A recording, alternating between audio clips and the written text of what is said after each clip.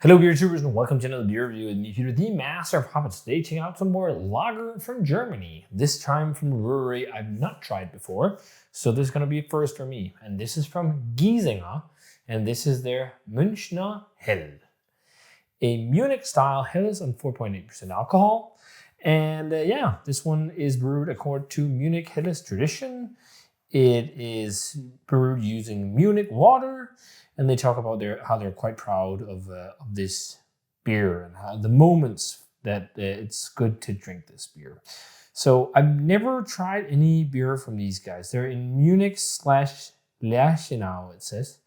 And it was a brewery that was new to me, but apparently it's a reasonably large brewery, Giesinger. But yeah, I just never heard of them.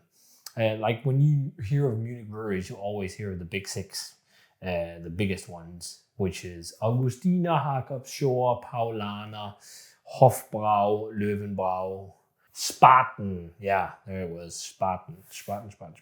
But quite a few of those breweries are owned by Paulaner and whatnot, so they're not independent anymore. But this will be fun to try, my first Giesinger beer. Let's check it out. So pours, a golden yellow color. I poured a lot in the glass. I was trying to get ahead. But you can see the CO2 is very soft, not a lot of bubbles. So it's probably going to be this more softly carved style of lager. Let's see.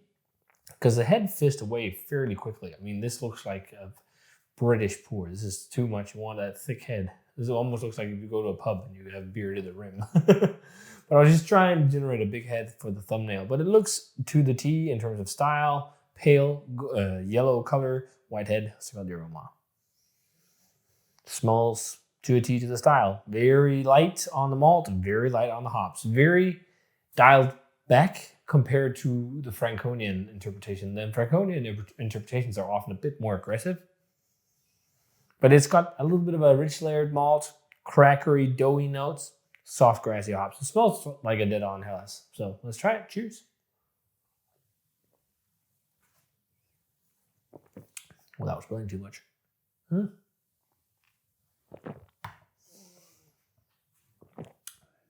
That's a pretty dead-on Helles. Munich Helles compared to some of the stuff I had in Franconia. And I kept comparing it. There's not really a real distinct, I think, style guide or whatever where you're like, this is how they brew Munich Helles. This is how they brew Franconian Helles. Like, it's just a matter of interpretation. Especially in Franconia, they don't give so much of a fuzz about styles. They call stuff Lagerbier, they call stuff Ungespundet Bier, they call stuff Kellerbier. But people just try to group it under one category to understand it, especially the whole Kellerbier thing. But you can definitely see a regional difference in terms of how they've constructed the Helles at a lot of the breweries, because they're more rich in the malt and they're also more hoppy. And this really falls into when I think of drinking like an ice cold glass of Augustiner Hell, for example, or something. It's in the same vein, but with a good amount of character.